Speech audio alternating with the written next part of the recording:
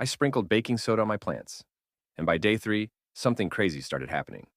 No fertilizer, no pesticide, just this white powder from my kitchen.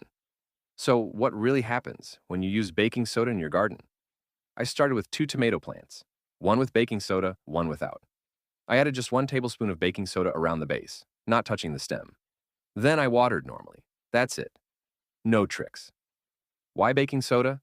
Because it's sodium bicarbonate. It fights fungi, pests, and even changes soil pH. The next morning, both plants looked normal. But by the evening, I noticed fewer ants near the treated plant. I didn't expect that.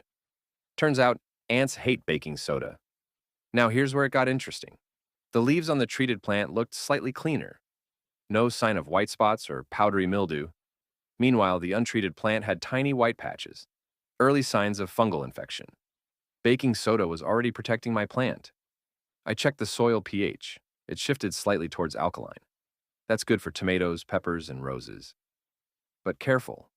Too much can hurt acid-loving plants like blueberries. Moderation is key. I looked under the leaves. No aphids, no spider mites. Not one. I even checked with a magnifying glass. Turns out, baking soda messes with the bugs' bodies and stops eggs from hatching. After 1 week, the difference was clear.